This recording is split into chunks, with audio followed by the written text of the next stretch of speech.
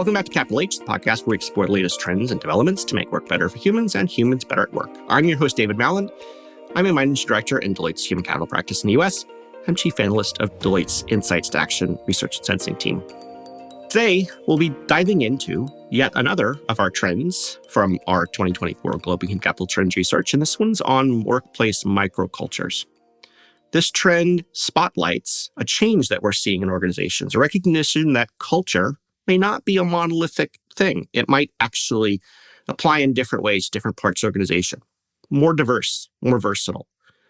We're, of course, seeing a rising demand in organization for independence, for tailored work experiences depending on the workforce. And we're seeing organizations want agility and customer service, moving away from standardization and top-down forms of governance. This notion of microcultures, it empowers organizations to adjust to different needs. Rather than striving for one common culture, an organization can have a culture of cultures tailored to the needs of local teams while still maintaining organization-wide values. In this first segment, my colleague Jason Flynn is going to sit down with Tracey Arnish. She is the vice president and head of human resources at Google Cloud.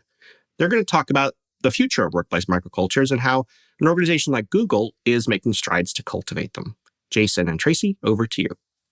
Thank you for joining us today, Capital H podcast listeners. My name is Jason Flynn. I'm a partner in our workforce transformation practice here at Deloitte and one of the lead authors of our 2024 Global Human Capital Trends Report. I am thrilled to be joined today by Tracey Arnish, Vice President and Head of Human Resources at Google Cloud, to discuss what is one of the most interesting trends, in my opinion, from this year's report, workplace microcultures. So Tracey, welcome and thank you for joining us today. Hey, Jason. Thanks so much for having me on the podcast today. All right. We're really excited to get into the conversation and hear about the Google Cloud story. But let me set the stage a little bit for our listeners before we jump in. So when we sat down this year and got into writing the trends report, what really came out of the survey results and some of the conversations and research we did is this idea that a monolithic view of culture is really not a good fit for organizations. And that lack of fit comes both from the workforce view and an organizational view. So we have an increasingly diverse workforce. They're looking for greater autonomy. They want customized and flexible work experiences, right? A whole different set of things they're looking for. On the organizational side, organizations need more agility. They want to be more responsive to their customers. They need to move quickly. And so standardization and a top-down control really just don't work that well anymore. So we came up with this idea and put this out there around this culture of cultures and the need for organizations to really embrace that idea and tailor it to the needs of local teams based on the work they're doing, of course, aligning to an organization-wide set of values. Very, very critical, of course. And so we found that this idea of microcultures really enables an organization to adapt to unique needs of specific segments of the workforce, different functions, different locations, and even different worker types. So that gives us a little bit of a view of what we found in the research this year. And so maybe, Tracey, jumping off of that, Google and Google Cloud are part of the Alphabet family of businesses. How do you think about culture at Google Cloud? And specifically, how do you see similarities and maybe differences to Google and that broader set of Alphabet companies? Thanks so much, Jason. And I share your passion for this topic. Culture is such a key enabler in that. At Google, our culture across the organization, across Google, really is grounded in our core values that have been in place for a long time. And you referenced the importance of having core values. And at Google, we have what we call our three respects: respecting the user, respecting the opportunity, and respecting each other. And when we, as Google employees, act in accordance with those values, we call that Googliness. So there's a lot of conversation about being googly at Google. And these core tenets apply across Google and certainly apply to our Google Cloud employees as well. But, at the same time, Jason, Google Cloud's business looks quite different from the other parts of Google. And we have been recognizing that more and more over the last sort of 4 to 5 years. Google, we really have rapidly grown an enterprise business within Google Cloud that needs additional elements in our culture for our employees really to be able to thrive in it. Historically, Google has focused on consumer products. You'll know them as Search, YouTube, Maps, hopefully Pixel. The culture really has been driven by creating helpful products and respecting the millions of people who use these products each and every day.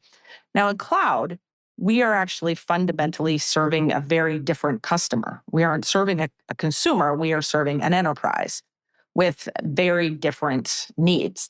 And when you're working with large enterprises and large businesses, that is why it's become increasingly important for us to really lean into a more customer-centric culture.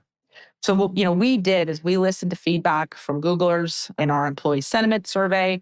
We met with multiple senior leaders to understand the values that they believe that we needed to be able to build deep trusted relationships with our customers. And this process that we went through really helped us create what we call our customer empathy attributes, which include, on top of Google's 3 respects, humility, unity, speed, and ownership.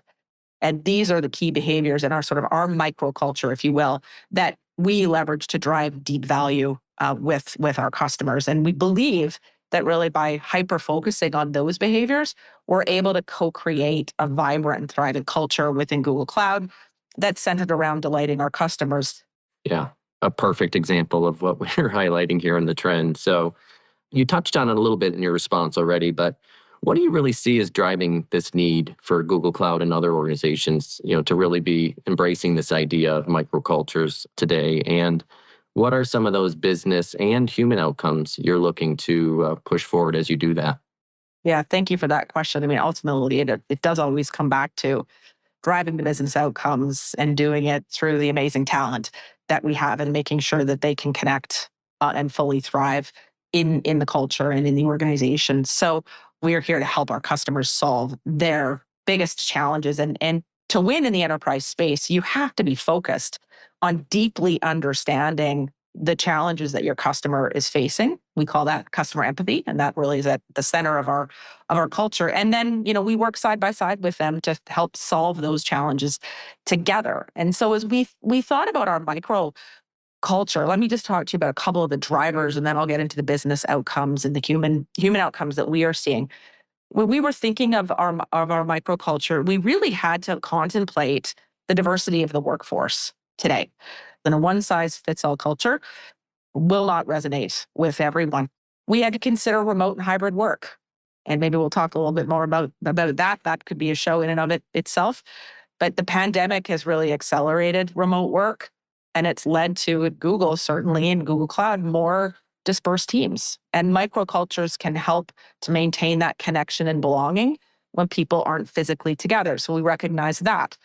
Rapid change and innovation. Tech today is moving the slowest it ever will. Slower today than it will be tomorrow. And so smaller, agile teams with their own focused cultures, we felt could adapt and innovate more quickly than a monolithic organization may allow. And then employee empowerment. Of course, people want to feel ownership and purpose in their work. And microcultures have allowed individuals to really help shape more of their immediate work environment, which is boosts engagement. So we thought about all of these things. What's the biggest business outcome for us? Well, what we are seeing is what we wanted to see was stronger empathy for our customers and therefore a stronger customer focus. So this microculture that we have created is emphasizing customer empathy, and it's translating directly into better customer service, stronger relationships, and ultimately better outcomes for our customers. From a human outcomes perspective, Jason, what we have seen is improved collaboration. When teams have that shared sense of identity and values, we're seeing them collaborate more effectively. It's leading to better problem solving and more innovation. We've seen increased productivity in some of our outcomes, a much stronger sense of belonging and purpose. It's fueling motivation, and that's leading to higher productivity overall. And finally, and something else that I'm really passionate about and spend a lot of time thinking about is enhanced well-being. These microcultures can really foster psychological safety. They can reduce sense of burnout, improve that overall employee well-being, which is something that we really care deeply about at Google. Yeah, I love that. Just such a great connection back to our overall human sustainability theme in this year's trend, right? So much can be enabled through the cultural element. So great to hear those examples. So maybe another topic that to me I think is really relevant for this conversation, and it came through in our trends this year, it's kind of what's the role of HR, right, in shaping culture in microcultures. We have a boundaryless HR chapter this year that gets into this idea that HR needs to be, an enabler for the entire organization and shouldn't have sole responsibility for this. So how do you think about that within Google Cloud? How are you working with other C-suite and other members to really drive culture? And what do you see the role of HR in that?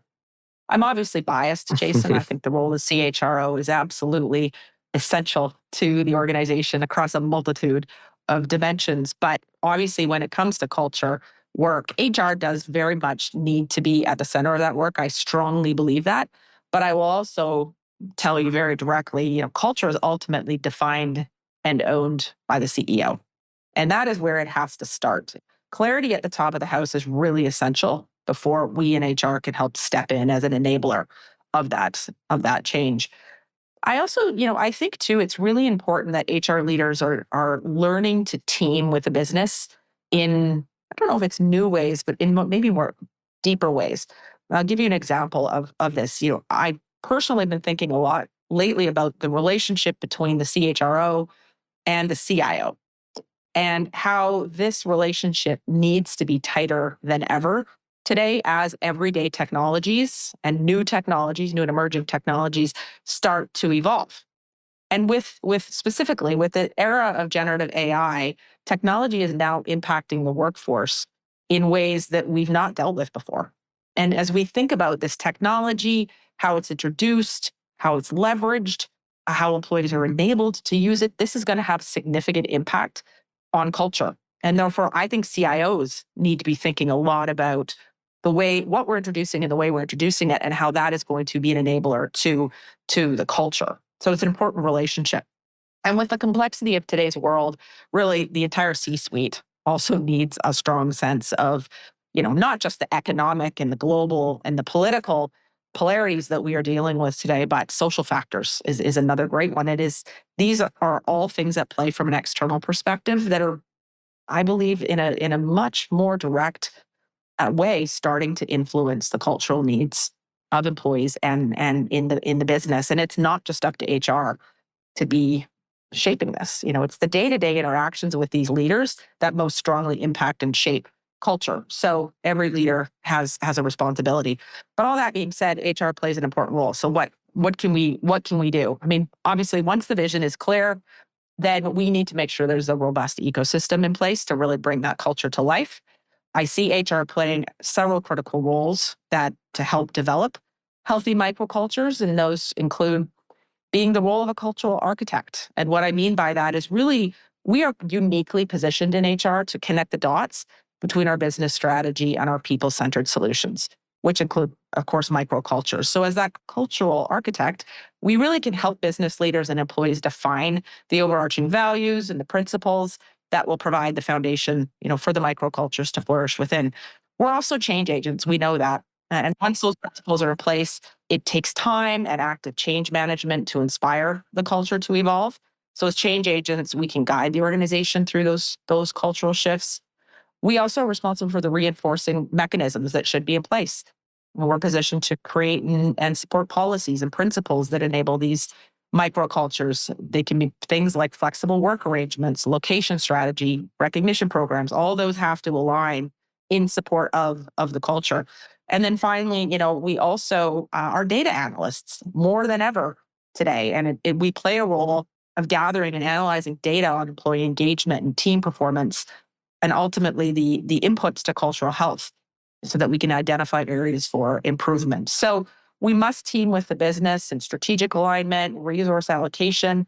But, HR is playing a really critical role sort of from the top of the house all the way down to the frontline employee. No, that's great. Really resonates with me. Obviously, the CEO has to set the tone at the top, and HR plays obviously a really pivotal role, particularly teaming with the rest of the organization. So, maybe get a little bit of a drill down here, and you alluded to a couple of things here in your last response. But if we think about just tactically, how do you go about changing culture? We know that's not easy. So, what are a few kind of keys to successes in your mind as we think about organizations trying to enable these microcultures? There's a lot of research out there. And Deloitte's obviously led some fantastic research on what are the biggest levers that can influence culture. And I sort of try to summarize it into four key levers, if you will. Obviously, there's leader role modeling. We've talked a little bit about that already. The role of compelling stories and compelling storytelling. I can talk a little bit about that. Obviously, confidence, skill building in the team so that people have the capabilities to demonstrate the desired attributes, and then the reinforcing mechanisms. But I'll give you a specific set of example of these levers in play in Google Cloud. So one of the things that we have done is that, we have several sub teams across Google Cloud, and very, very different. Everything from, sales and our go-to-market functions to our product and engineering teams to deep program management, data center operations. And these cloud circles are opportunities for team members to come together and really talk about the vision for our culture. Googlers get to discuss where they think things are going well, where they think their team needs to lean more into certain behaviors in order to successfully serve our customers. The goal really is for everyone to leave that cloud circle with a commitment of how they are going to be a role model for our behaviors so that they can also hold each other accountable. So we're trying to get input, but at the same time, drive that sense of shared accountability for shaping the culture. Now, these circles are sponsored by the highest levels of leadership within the organization. I'll also give you the example of storytelling, because I too also really passionately believe that is a huge enabler and motivator to a culture. And we directly learn of our cultural impact from our customers every month. So we bring our entire cloud organization together for an all team once a month. And in every single one of those meetings, we have an opportunity to hear from a customer who we have been working with, who come in and talks about how they are experiencing customer empathy in working with our teams and how we are helping them solve some of the biggest problems that they are facing. So I will say, those stories get the most positive feedback from employees as they have a chance, and a lot of pride is generated. And so I think we can't underestimate the power of storytelling. Then the reinforcing mechanisms, I've talked about a few of those already, but we really build thoughtfully the elements of our microculture into everything from our recruiting process to ensure we're hiring people who will not be a culture fit, but be a culture add. So they're bringing something that's going to add to our culture in Google Cloud. We build it into expectations and how those are set and how performance is measured. And then we reward and recognize via things like our Culture Champion Awards that are determined by, our cloud C-suite. So again, we're trying to build the entire ecosystem around it, but those are a couple of more of the tactical examples. Yeah, I love your storytelling example. I mean, if the focus is customer empathy, bringing those customer stories right back in, and that really helps reinforce the message. All right, you brought this up a little earlier, but there's two topics I wanted to hit on that are really top of mind for everybody today and certainly relevant for microcultures. One, hybrid remote work or return to work, that whole conversation. And then also the role of generative AI and technology more broadly. I mean, two big topic issues out there how are relevant. Love to hear your thoughts on those two with respect to cultures and how you're thinking about them within your organization. Sure. Those are the million-dollar questions that we all have top of mind right now, don't we? Let's start with hybrid remote work.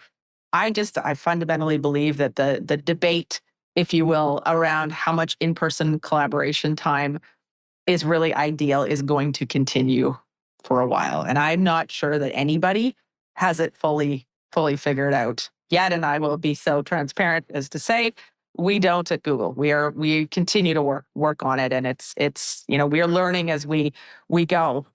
What I do believe very strongly, though, is that distributed teams will remain a reality for most companies for the foreseeable decades. I do not believe we will ever fully go back to the previous way of working. And with distributed teams, we know and we can see that can be harder to foster that sense of shared identity and shared belonging, which are essential for strong microcultures, which is why this topic is so important, because if we're going to have flourishing microcultures, we have to figure out how to do it in this new reality of a disparate workforce around the globe.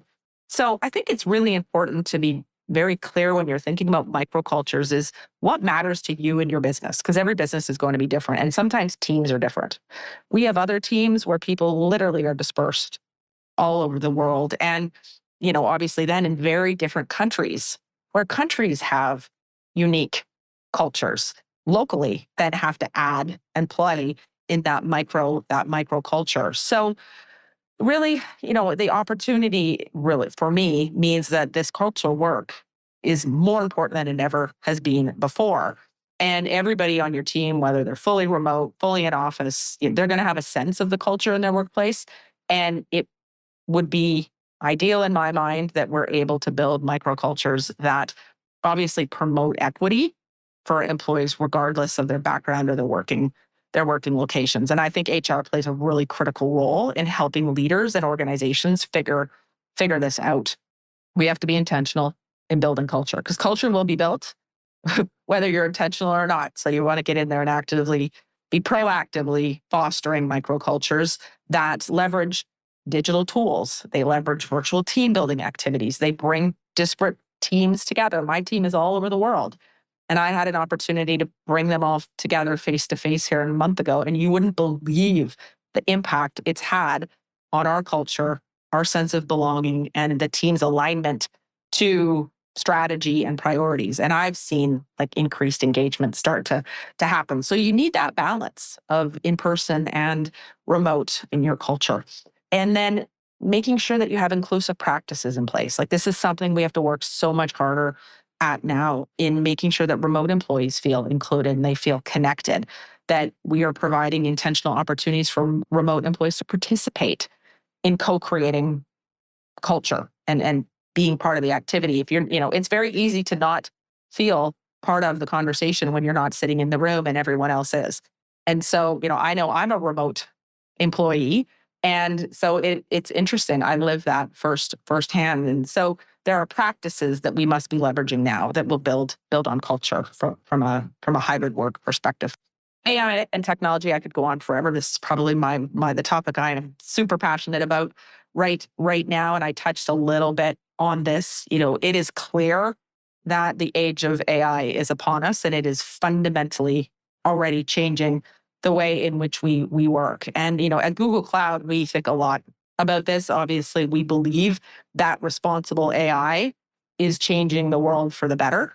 And, we are taking those opportunities and those enhancements to our customers and leveraging them ourselves. And we are thinking about that and how that is impacting and adding to our culture as we're looking at where and how we leverage generative AI in the workforce. So as an HR leader personally, I'm seeing a lot of exciting opportunities for AI to allow employees to become more strategic, less bogged down in the mundane. AI can eliminate the boring work, if you will, and allow for more human interaction than ever before. And that's a really exciting cultural influence. And we can get people to lift their heads up and interact with one another. And technology can actually help facilitate that. So, I just conclude by saying I think those are two really critical topics. They're evolving, and from an HR standpoint, really need to be at the center of thinking about them and shaping them. Yeah, no, for sure. No silver bullet answers on either. A lot of this is going to play out, as you said, for a number of years, but really appreciate your perspectives on those. So maybe we're getting close to wrapping up here. Maybe one last question. I mean, looking ahead here, what's top of mind for you in the next few years around culture, microcultures? What's next? I would say that the value of microcultures is, again, that they can continue to be additive to the core cultural foundation over time. And the sooner we embrace that, I think the more healthy and empowering our microcultures are going to be to add to the culture overall. It's one interesting reflection I've had. I've been at Google for about 4 years now, and I've watched how the cloud culture has evolved over those 4 years. And what I'm seeing is actually how Google's culture is now evolving as a result of cloud's microculture. So we are now being looked at by other parts of the Google business as a success story in many respects. And people are interested in understanding what have we been doing? What impact is our culture having? And starting to really look at, well, how do they maybe begin to embed? So microcultures can have that direct impact in a positive way on the larger culture of the organization overall. So culture needs to just be a living, breathing entity that continues to evolve with the business over time. And that's not going to go away anytime soon. Right. All right. Well, Tracey, thank you so much for your time today. It's been fascinating to hear your story there at Google Cloud. Thanks so much. It's been really fun sharing it. I appreciate the opportunity. Yeah. And thank you to our listeners. Appreciate you joining and listening in. I hope you'll continue listening on as we'll hear more on this topic of microcultures from a few of our other Deloitte leaders. So thank you all.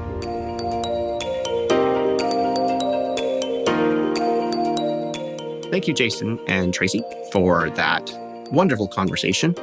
We're going to continue our look at workplace microcultures with a few of our fellow Deloitte colleagues and Global Human Capital Trends authors. With that, let's go to the roundtable.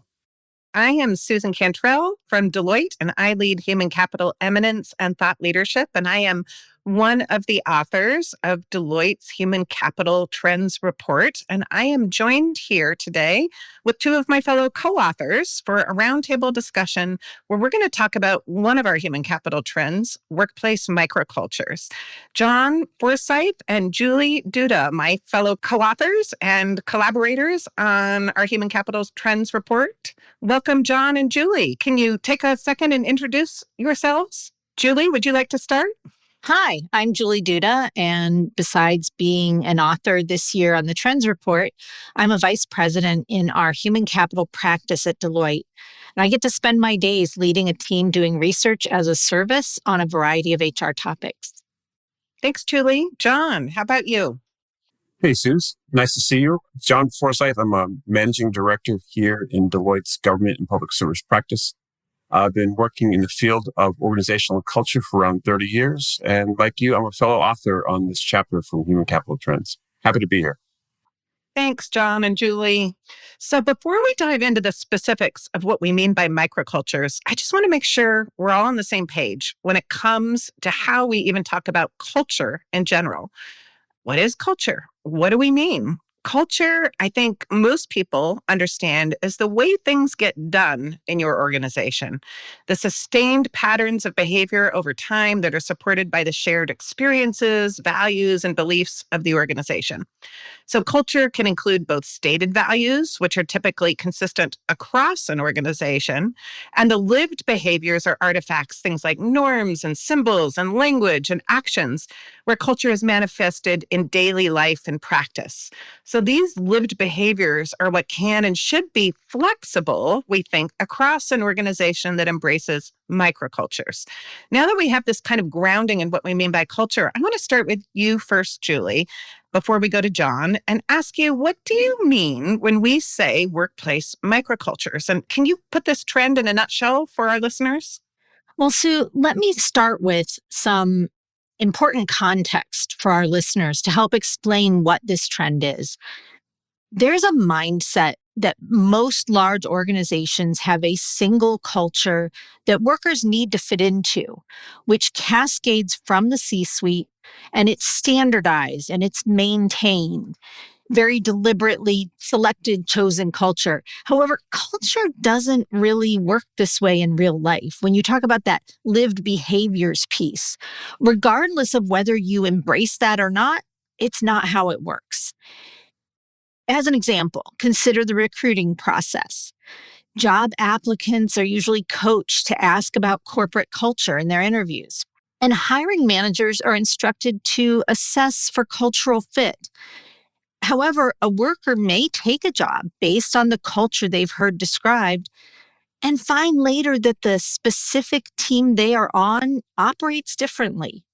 When their expectations of culture are not met, they may be unhappy.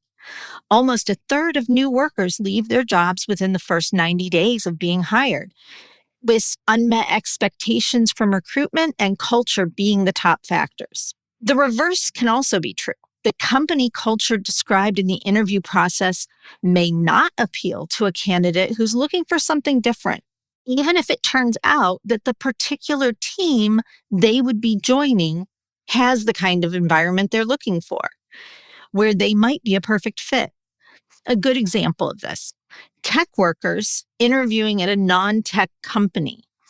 Tech workers often prefer an entrepreneurial, collaborative culture that's high risk, high reward, and that doesn't have rigid rules. A culture like that may actually exist in the tech function of an organization, but the recruiter may focus on the overall corporate culture, which is not at all what the worker is looking for, creating a disconnect when it comes to attracting and accessing the talent an organization needs to compete. Thanks, Julie. Makes a whole lot of sense. John, do you have anything to add around what we mean by workplace microcultures, given your experience? Sure. Leaders are recognizing that their organization isn't one large, homogeneous, monolithic culture. In fact, our survey results showed that leaders recognize that teams and work groups are the best places to cultivate culture, agility, and diversity. And this understanding that your organization isn't this monolithic thing, it's a good thing, right? They acknowledge that work happens differently by function. Think of your CIO function versus your CFO function versus your CHRO function. The work that's happening there is being done differently with different behaviors. The difference between sales and operations, vast differences within that. And there are also variations across different geographies. Think of your office within New York or Tokyo or DC. The work is going to be done differently. And understanding and embracing those differences is so critically important. We see at least 3 benefits in thinking of your organization as a mosaic of microcultures. First, in today's world, agility and responsiveness are critical. And microcultures really allow organizations to move and adapt quickly, to sense and react to the market around them.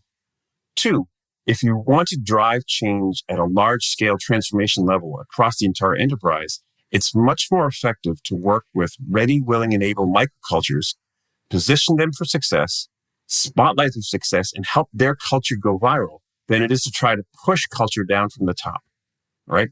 And third, from a talent experience, let's acknowledge that nearly all of someone's workplace experience is going to depend on their managers, their team, their location. So regardless of enterprise-wide talent policies, you can have very different human experiences based on those microcultures. Remember, the main theme of this year's Human Capital Trends Report is the idea of human performance. When people thrive, organizations thrive. So focusing on people capabilities at the local level is so important to drive consistently positive human experience across the entire enterprise.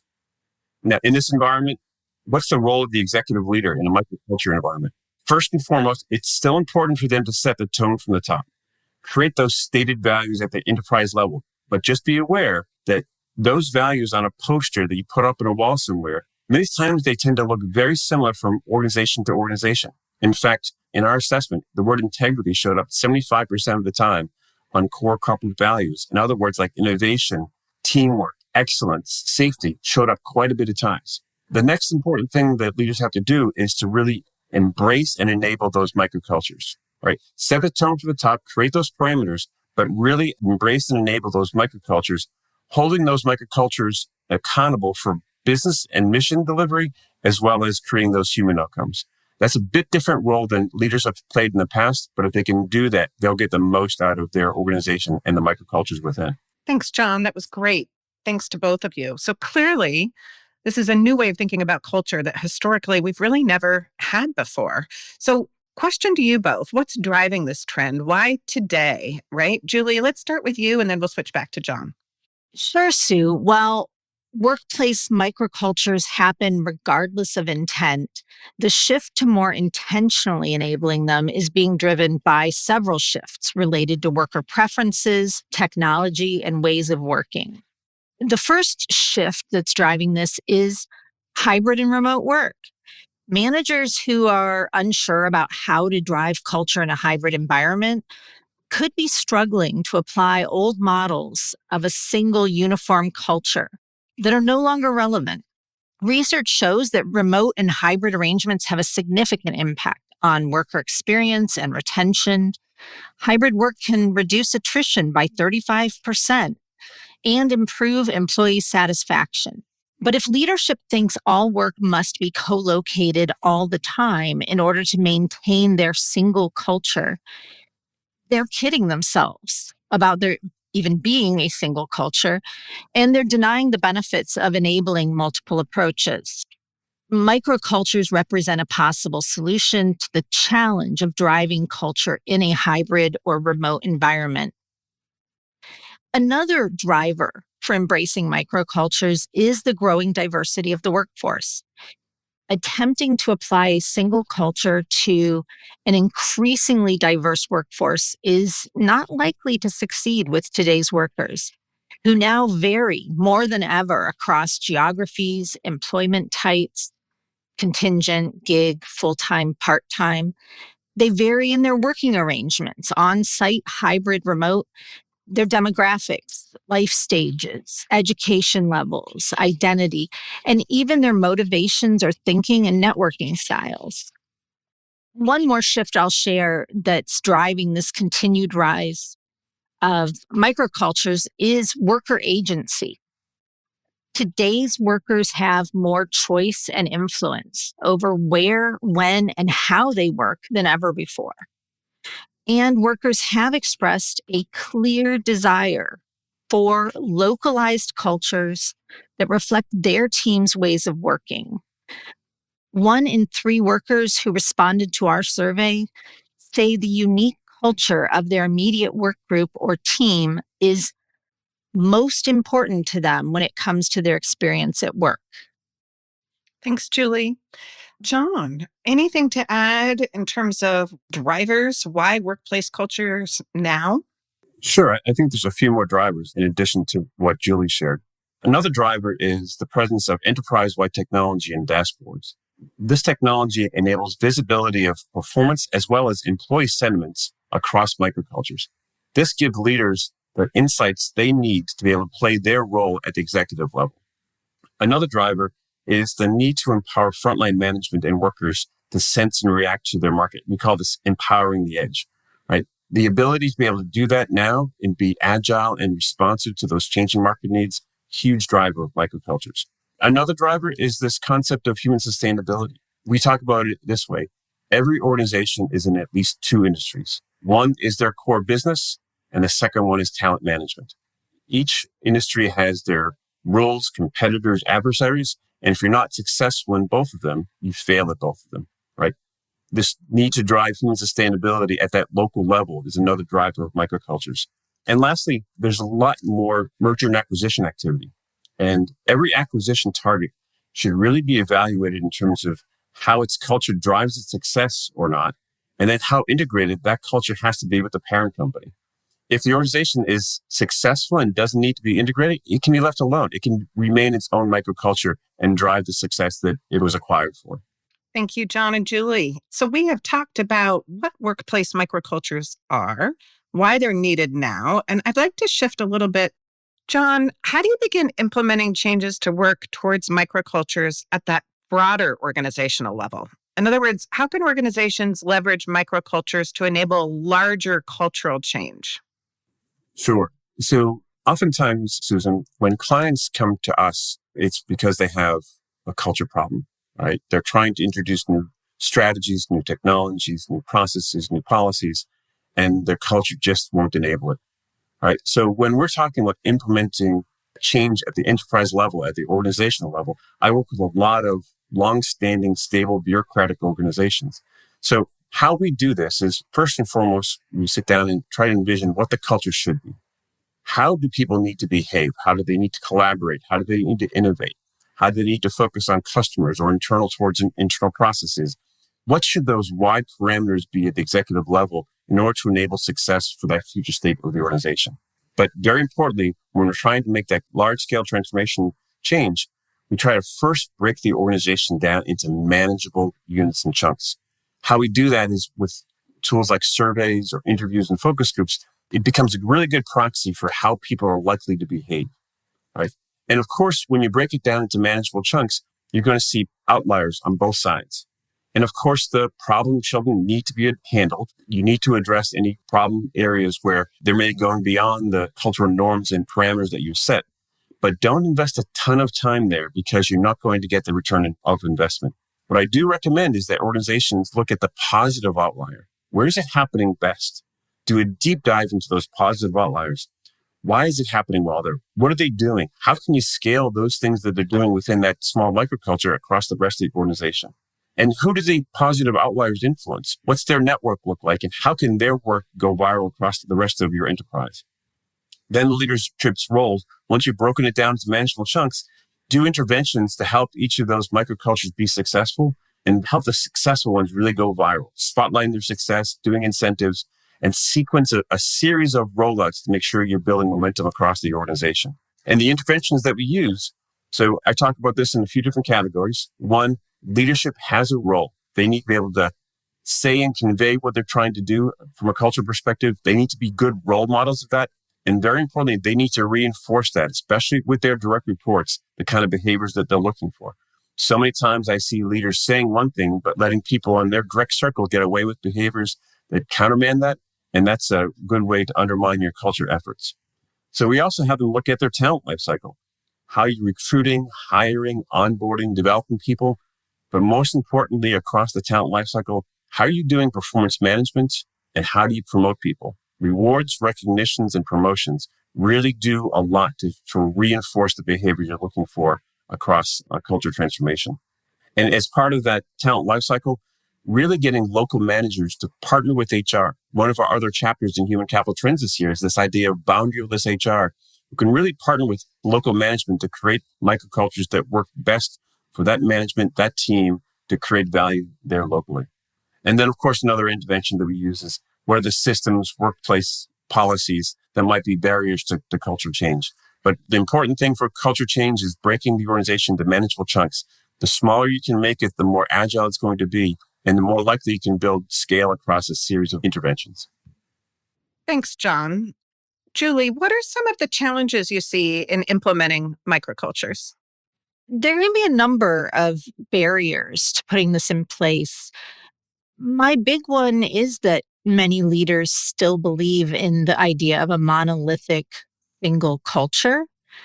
But even the ones who do recognize that things work better, you can optimize the human performance in an organization through microcultures, they expressed in our survey that this was the hardest of all of our trends to implement. My advice about that particular challenge of not knowing how to make this a reality is really to start by observing that you already have a culture of cultures. That's the way work works. You don't have a single culture. So your goal is not to implement the culture of cultures, the microcultures, but instead it's to find ways to make those microcultures more intentional and more effective and enabled, which makes it really incremental change versus a revolution. What do you think, John? I so agree, Julie. I work with many different executives and trying to transform and modernize their culture.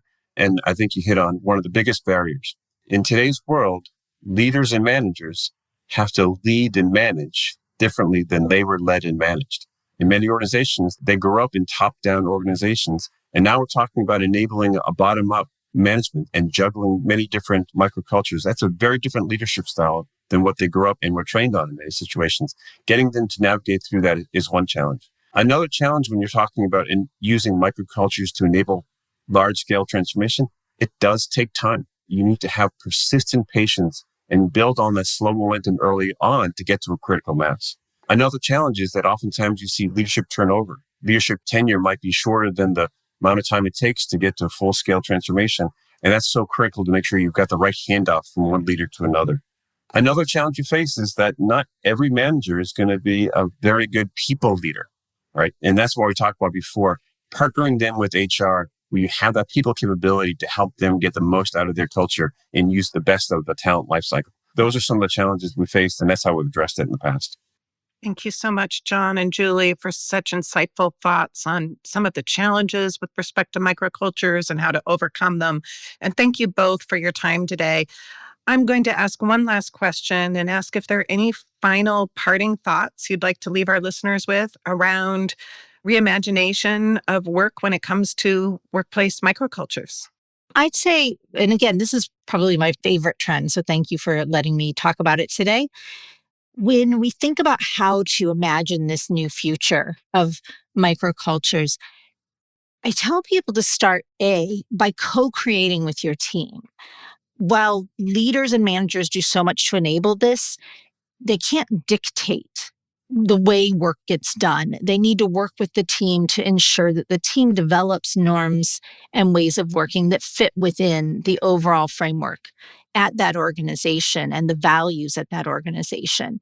And then to identify the unique ways in which work should happen, start with the work. The work itself dictates what needs to be done, which leads naturally to how and where and when. And before you know it, you'll see what makes a very logical set of ways of working. John? Thanks, Julie. My final comment, Susan, would be just acknowledge and embrace the fact that microcultures exist. And if you can embrace that, you're going to very quickly realize the benefits of being more agile than you are today.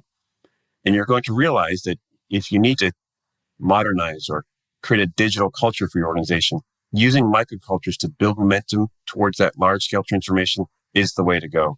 And then lastly, if you can do this and really focus on that people experience, that talent experience at the local level, you're really going to help your people thrive. And as we've seen across our research, when people thrive, organizations thrive. And the way to get to that point is through the idea of microculture. So like you, Julie, this is my favorite chapter. And I think we were all very pleasantly surprised to see how popular this chapter has been across our list of human capital trends this year. So very happy to share information about it. Thanks. Thank you, John and Julie. And that's a wrap for our podcast today on workplace microcultures. Thank you, listeners, and stay tuned.